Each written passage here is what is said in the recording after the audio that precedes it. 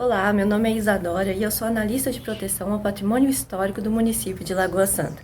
A minha formação é em Direito e Antropologia pela Universidade Federal de Minas Gerais e eu estou aqui para falar um pouquinho sobre o que é o patrimônio cultural, as suas formas materiais e imateriais, os instrumentos de proteção e focar principalmente nos inventários e ao final fazer uma proposta para os professores e alunos da rede municipal.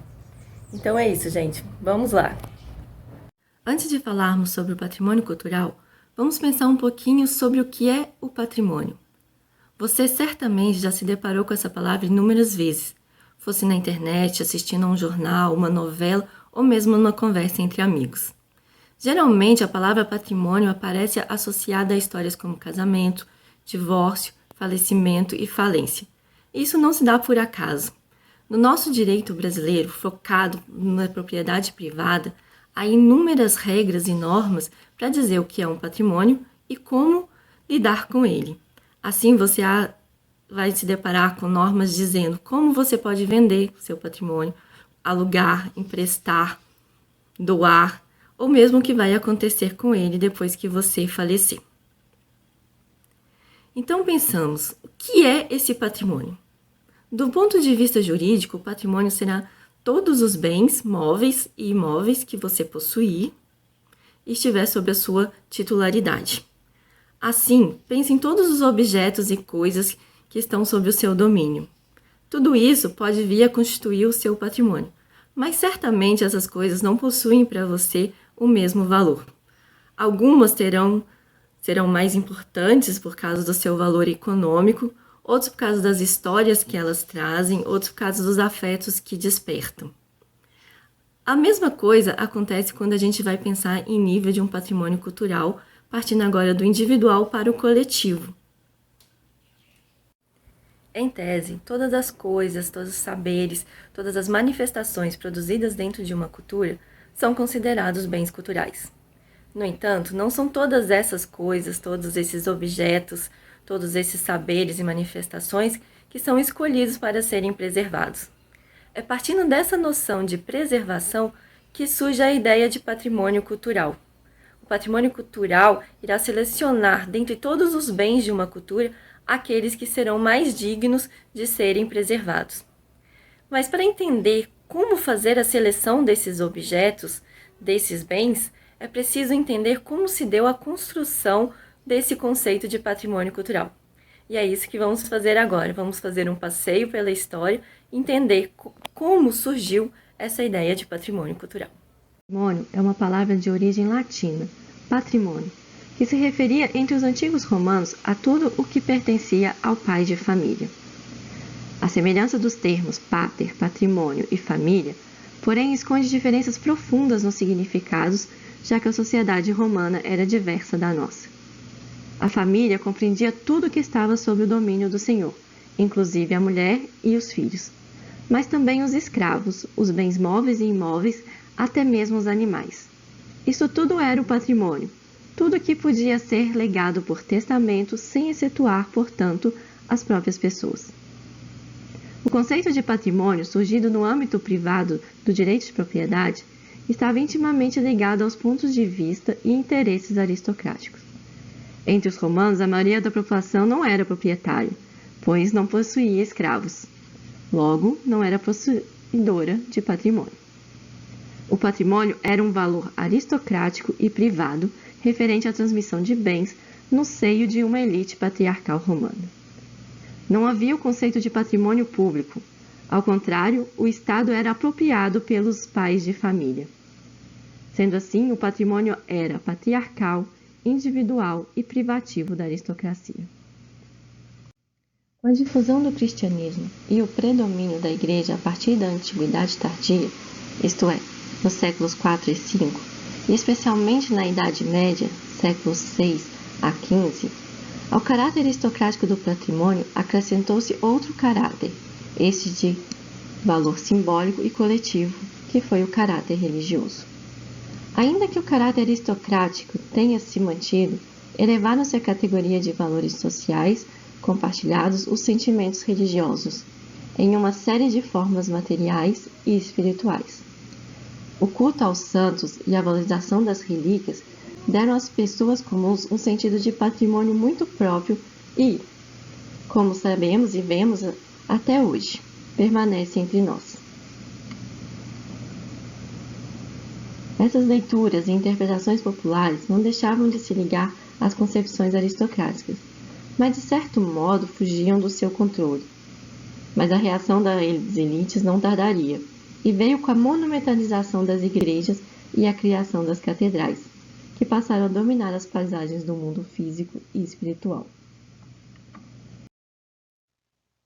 O Renascimento viria a produzir uma mudança de perspectiva, ainda que o caráter aristocrático fosse mantido, se não mesmo reforçado, pelo humanismo nascente.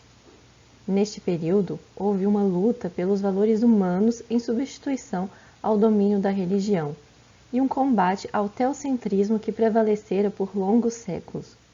Houve também uma busca pela valorização da cultura antiga. Mas como fazer essa valorização?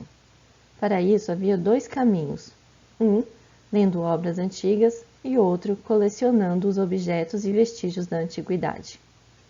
Com a invenção da imprensa, multiplicaram-se as edições das obras clássicas na língua original e traduzidas. Em paralelo, os humanistas começaram a se preocupar com a catalogização e coleta de tudo o que viesse dos antigos. Moedas, inscrições em pedra, vasos de cerâmica, estatuária em mármore e em metal. Vestígios de edifícios também eram medidos, desenhados e estudados com grande dedicação.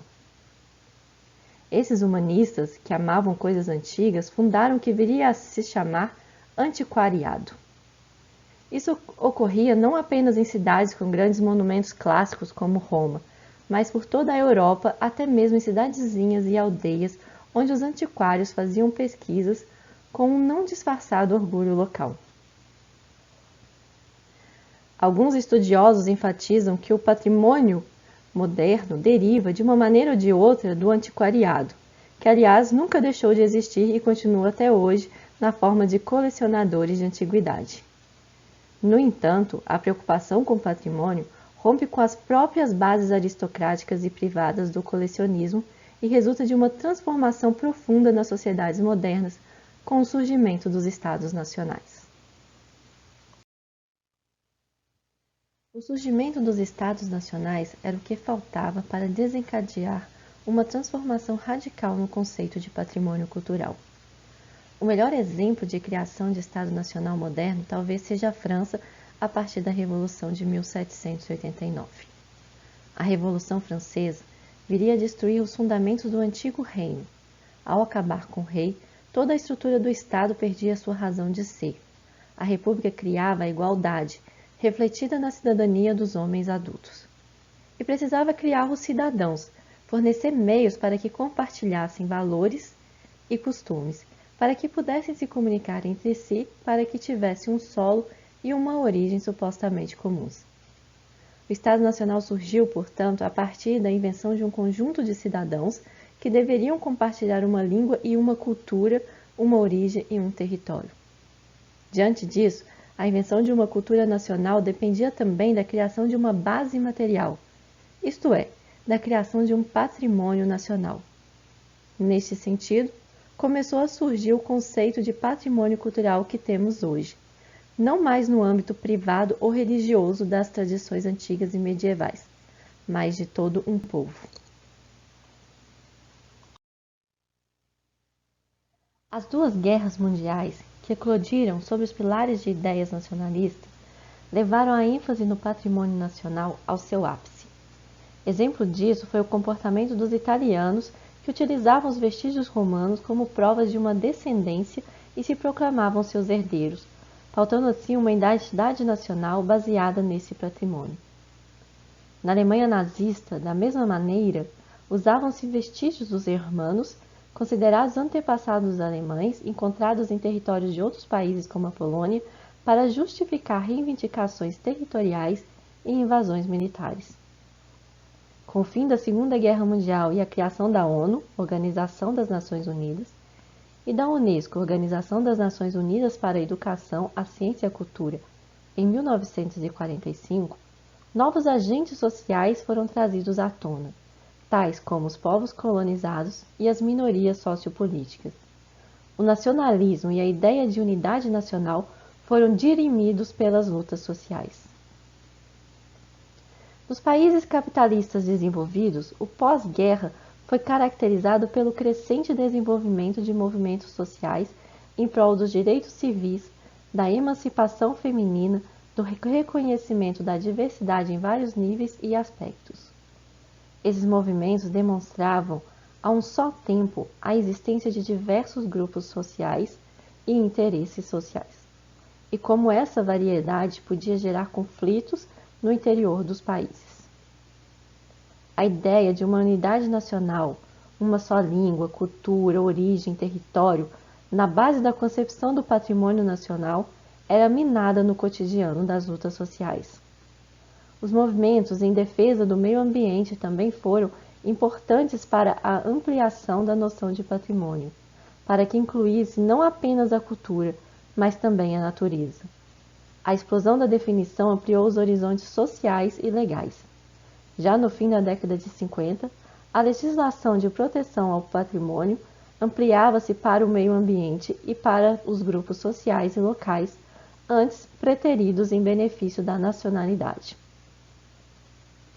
Portanto, o conceito de patrimônio deixa de estar atrelado apenas aos interesses da elite, da aristocracia e do nacionalismo, alcançando novas definições e grupos sociais. A partir dessa transformação no conceito, novas legislações e cartas patrimoniais serão publicadas no sentido de não apenas proteger o patrimônio, mas também considerar a diversidade nacional na definição do que é o patrimônio cultural.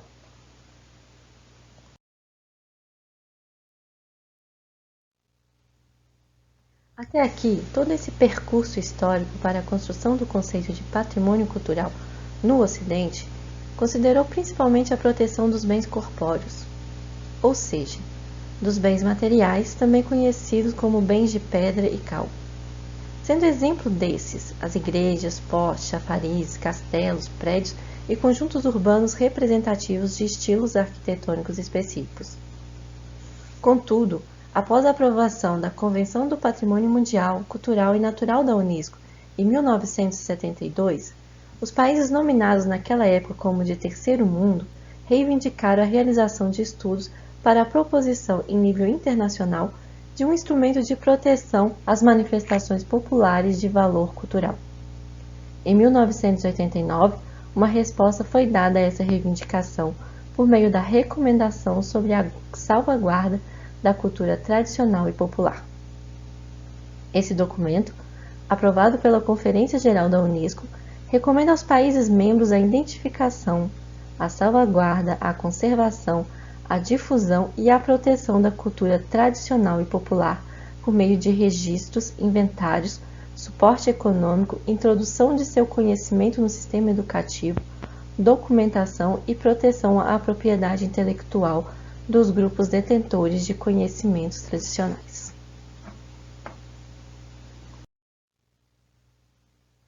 Por bem cultural de natureza imaterial, entende-se os saberes, ofícios, modos de fazer, celebrações, formas de expressão e lugares que os grupos e comunidades reconhecem como parte integrante da sua identidade e de suas referências culturais. Como sugere o próprio termo, a ênfase recai menos nos aspectos materiais e mais nos aspectos ideais e valorativos dessas formas de vida. Diferentemente das concepções tradicionais, não se propõe o tombamento dos bens listados nesse patrimônio. A proposta existe no sentido de registrar essas práticas e representações e acompanhá-las para verificar sua permanência e suas transformações. Esse patrimônio ele se transmite de geração em geração via de regra, por meio da percepção e da oralidade, e é constantemente ressignificado pelos seus detentores. Sendo assim, ele está em constante transformação, não cabendo congelá-lo ou guardá-lo numa caixinha.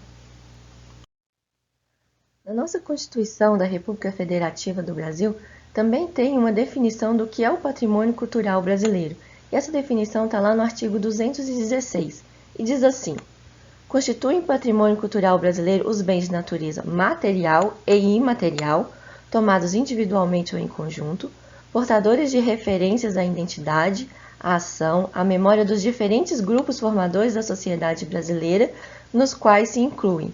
E aí ela apresenta um rol de quais seriam esses bens a serem considerados um patrimônio cultural. Primeiro, as formas de expressão, os modos de criar, fazer e viver, as criações científicas, artísticas e tecnológicas, as obras, objetos, documentos, edificações e demais espaços destinados às manifestações artísticas, os conjuntos urbanos e sítios de valores históricos, paisagísticos, artísticos, arqueológico, paleontológico, ecológico e científico. É possível ver aqui toda essa construção do conceito de patrimônio cultural. A gente vê que foram incluídos os bens materiais, que fizeram já o clássico na definição de patrimônio, os bens imateriais e as formas de expressão de outros grupos da sociedade. Então, deixa de se ver como patrimônio só aquele bem que pertencia a uma elite, a uma aristocracia, para considerar todos os bens que uma população que é muito mais diversa pode considerar como importante para ela.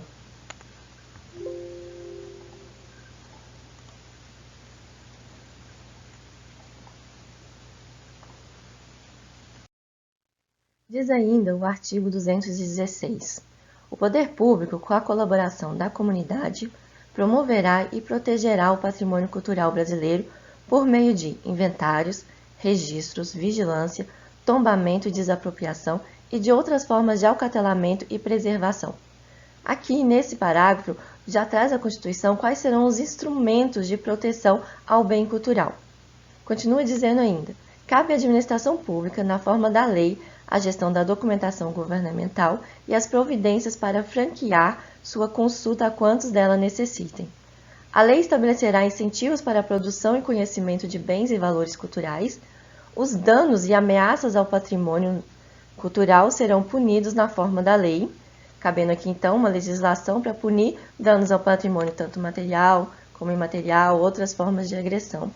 E ficam tombados todos os documentos e os sítios detentores de remanescentes históricos de antigos quilombos. O tombamento é um instrumento de proteção para os bens móveis e imóveis. Talvez seja o mais antigo deles, existindo desde a década de 30 aqui no Brasil. E aí ele consiste em todo um processo em que você vai acautelar esses bens, que são os edifícios, as obras de arte, ou as obras sacras, as imagens de santos.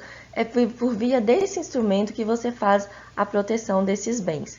E aí existe todo um processo que é bem complicado, bem detalhado, que eu não vou falar sobre ele aqui, porque senão ficaríamos horas falando sobre isso, e não é o interesse dessa palestra. Aqui apresento uma tabela com os bens que foram tombados pelo município de Lagoa Santa. Aqui tem a designação deles, o endereço e o ano de tombamento. São esses bens: a Gruta da Lapinha, a Lagoa Central, a Capela Nossa Senhora da Conceição, a Capela Nossa Senhora do Rosário e a Capela de Santana. Então, foram tombados também a Escola Municipal Dr. Lund, conhecida como o antigo Dr. Lund, o Sobrado no Mamaca, que fica ali localizado no centro, os conjuntos de imagens, e aqui no caso são patrimônio material móvel, que é a imagem de Nossa Senhora das Loures e do Senhor dos Passos. O Museu Arqueológico da Lapinha, também conhecido como Castelinho, a Fazenda do Saco, o Yacht Clube, o túmulo Dr. Lund e o Muro de Pedras, que foi o último bem a ser tombado no município. Na Lei Orgânica do município de Lagoa Santa, no artigo 1º do Ato das Disposições Transitórias, também traz uma lista de bens que foram tombados naquela ocasião. Cabe lembrar aqui que nessa época Confins ainda fazia parte de Lagoa Santa, então muitos bens que estão listados nesse artigo 1º, eles hoje pertencem a Confins. Em relação aos bens de natureza imaterial ou bens intangíveis, o instrumento de preservação, de proteção legal para eles é o registro. É no registro que vão ficar relatadas todas essas formas de conhecimento que não são materializados necessariamente como um objeto que você vai poder guardar ou preservar ou ficar retocando. Como já foi dito, o bem de natureza imaterial ele está em constante transformação. E é por isso que, quando se faz o registro, após 10 anos, é preciso fazer uma revalidação desse registro, para ver se aquele bem ainda se encontra presente na sociedade e se ele ainda possui um valor cultural para aquela comunidade que o elegeu para a proteção. Em Lagoa Santa, temos 2 bens registrados como patrimônio imaterial da cidade. O primeiro deles é a Festa de Nossa Senhora da Saúde, que foi aprovada em 2001 pelo Conselho Municipal de Cultura e Patrimônio Histórico de Lagoa Santa e revalidada em 2021 pelo mesmo Conselho. Em 2017, foram reconhecidos como patrimônio imaterial de cidade o modo tradicional de produção de doces e quitandas da Lapinha. Uma outra forma de proteção dos bens de natureza cultural são os inventários. Esses são instrumentos de preservação que buscam identificar as diversas manifestações culturais e bens de interesse de preservação, sejam eles de natureza material ou imaterial. Aqui não há uma distinção igual o tombamento, que é só para material, e o registro, que é só para o imaterial. No inventário, cabe o inventário tanto de bens materiais quanto imateriais. E o principal objetivo é compor um banco de dados que possibilite a valorização e salvaguarda, planejamento e pesquisa, conhecimento de potencialidades e educação patrimonial. O inventário ele não tem o mesmo poder de punição ou legal que tem o tombamento e o registro. Há várias discussões também jurídicas sobre qual seria esse poder que está inerente aos inventários de bens culturais. Mas são esses inventários que vão construir a base para se conhecer quais são os bens que podem vir a ser tombados ou registrados e também orientar todas as ações políticas de proteção ao patrimônio. Um programa que incentivou muito a produção dos inventários culturais em Minas Gerais pelos municípios foi o programa ICMS Patrimônio Cultural, que é um programa de municipalização das políticas de proteção ao patrimônio cultural. Como é que funciona mais ou menos o ICMS? Uma parcela do ICMS, todo arrecadado pelo Estado de Minas Gerais, é destinada à proteção do patrimônio.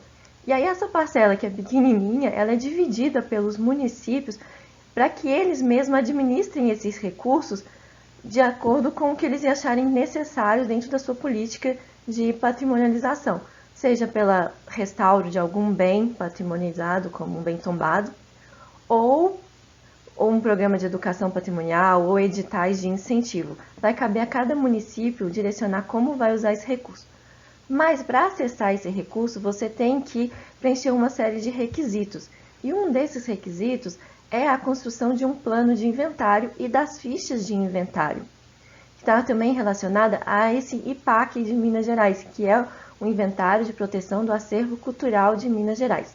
Então, para acessar o recurso do ICMS cultural, os municípios de Minas Gerais precisaram fazer um estudo sobre quais eram seus bens, fazer o inventário desses bens e apresentar para o governo de Minas Gerais, para assim ter uma nota, que é assim que funciona no ICMS, você tem uma nota para que você receba um recurso que depois você vai poder utilizá-lo para a manutenção desse patrimônio. E aqui em Lagoa Santa, ele teve um impacto significativo, porque foi a partir desse programa que se começaram a construir as fichas de inventário do município e conhecer um pouco mais dessa realidade de patrimônio cultural da cidade.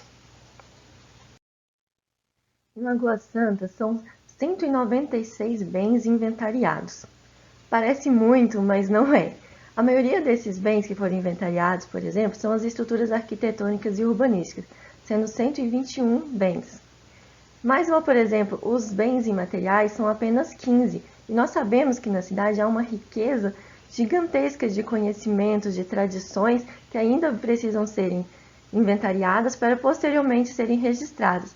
Como eu já tinha dito anteriormente, só 2 bens foram registrados hoje como patrimônio imaterial.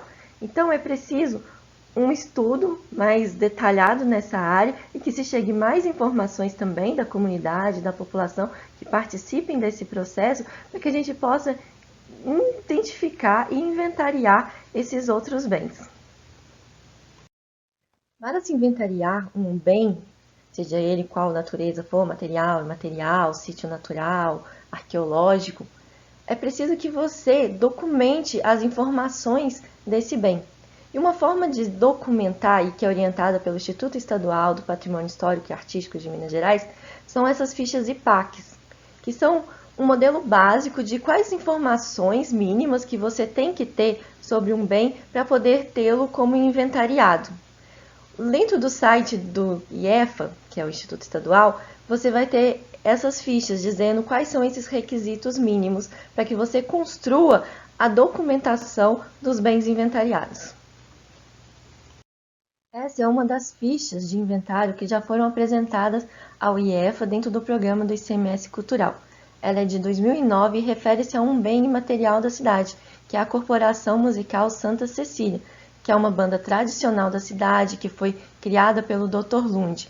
Aqui você pode ver quais são os requisitos mínimos que se pede, que são o nome do município, a categoria, a subcategoria, qual que é a designação, a proteção legal que se espera dele e um histórico desse bem.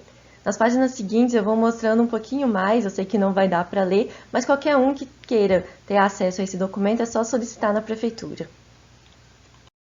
Como se pode ver, na ficha de inventário, você vai colocar as informações de forma reduzida. Ela não é um documento muito extenso, mas quanto mais informações se tiver sobre um bem, é importante trazê-la para essa ficha, porque ela vai orientar depois os trabalhos futuros, seja para fazer um registro desse bem ou o tombamento.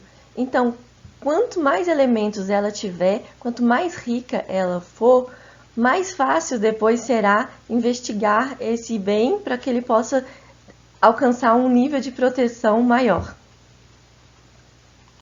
Aqui só a título de exemplo, eu apresento uma outra ficha que também foi apresentada em 2009, de um bem que também foi registrado como Patrimônio Cultural de Lagoa Santa, que é um edifício mamaca que fica no centro da cidade. Aqui tem a ficha de inventário dele, mas posteriormente esse bem veio a ser tombado. Então você pode ver que como essas informações vão subsidiar outros processos de proteção legal. Nessas páginas temos a descrição do histórico e do uso do bem. Nessas já temos o tipo de proteção legal, o tipo de proteção legal proposta, o estado de conservação, a análise desse estado de conservação, os fatores de degradação e quais seriam as medidas de conservação a serem adotadas também. Por fim, aqui temos as referências bibliográficas e a ficha técnica, que são os dados de quem produziu esse documento. Nessa tabela eu apresento alguns requisitos ou elementos a serem observados na construção de uma ficha de inventário de um bem móvel, por exemplo. Aqui, então, você tem que observar o nome, o lugar desse bem, qual é a designação dele, o histórico, descrever a importância, a motivação para esse inventário, qual que é o estado desse bem de conservação ou não, apresentar as referências bibliográficas e a ficha técnica de quem faz isso. Cada bem vai apresentar características próprias, e essas características próprias elas têm que estarem presentes nessa ficha de inventário. Nessa tabela já estão presentes quais serão os requisitos necessários para o registro de um bem que seja um sítio natural. Aí vamos ter que avaliar os aspectos físicos, a motivação. A maior parte dos elementos de uma ficha de inventário, elas se repetem. O que vai variar são esses detalhes que cada bem, conforme a sua natureza, traz. Mas como definir quais bens devem ser inventariados, dentre tantos bens culturais que uma sociedade, uma comunidade possuem? Para isso, é essencial a participação dessa comunidade na construção dessas fichas de inventários para que depois oficialize como um bem inventariado da cidade.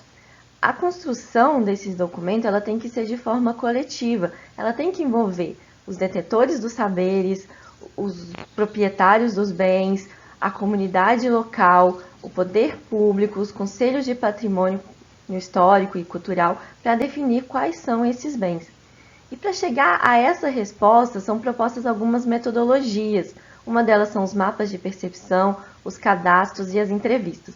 A seguir eu apresento uma que talvez não seja das melhores, a mais científica, mas foi uma forma como uma comunidade construiu a sua história e fez o relato do seu inventário, que está no filme Narradores de Javé. A seguir eu vou apresentar só um pouquinho desse vídeo.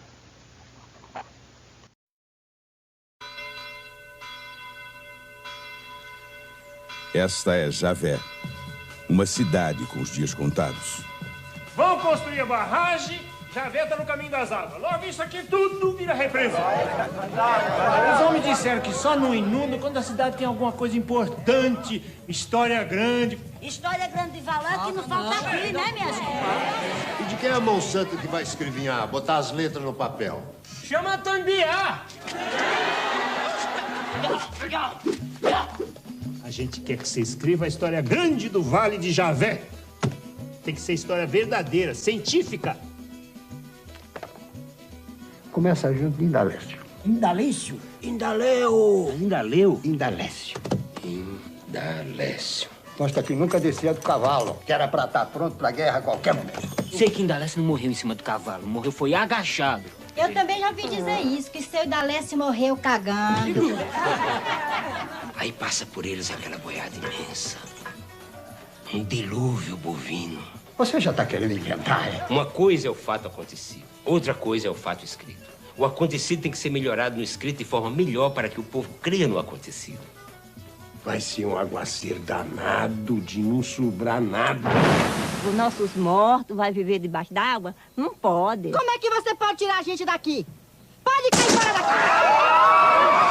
daqui! Peraí. Então isso aqui tá parecendo, sabe o quê? Um Réveillon de Muriçoca. Como exemplo da importância de um patrimônio cultural, apresentarei agora a leitura do conto Mariana ou uma carta de amor para quem somos, escrito por Luísa Lambert. Em um futuro distante, no 10º canto andar de um arranha-céu plantado onde há muito havia uma lagoa, Mariana acordou ofegante. Talvez por efeito de uma refeição pesada ou algo que não lhe caiu bem, passou uma noite abafada e, em um sonho febril, viveu uma vida que não era a sua, em um sonho que nunca antes viu. Sem entender onde estava, Mariana vagou. Andou pelo asfalto, andou pela terra, andou pela água e então, jubilante, a enxergou.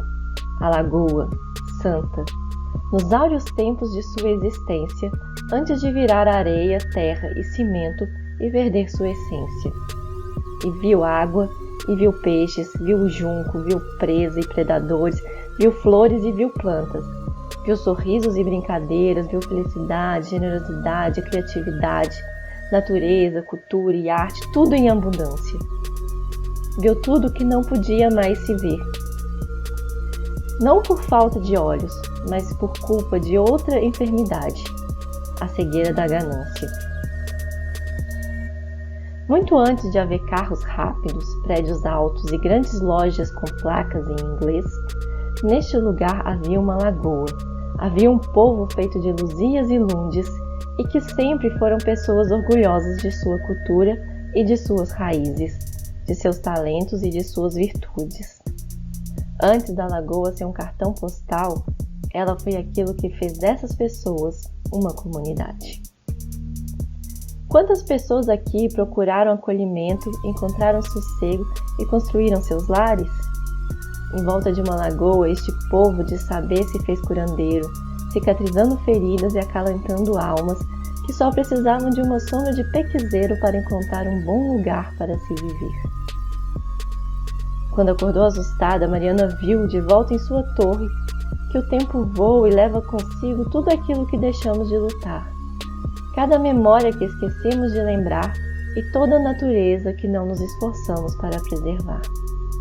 Se pudesse, enviaria um emissário, um sinal de fumaça ou telegrama para dizer à nossa gente que o que temos nas mãos, nos olhos e nas veias é um bem precioso e raro.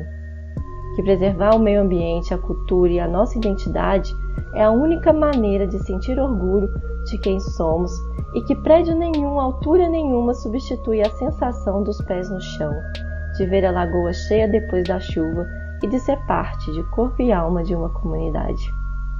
O progresso vem, disso ninguém tem dúvidas, e traz consigo conforto e praticidade. Mas o mais importante de tudo é não deixar que o lucro, a qualquer custo, engula toda uma cidade e cuspa fora tudo o que cabe em uma letra de música e em uma obra de arte.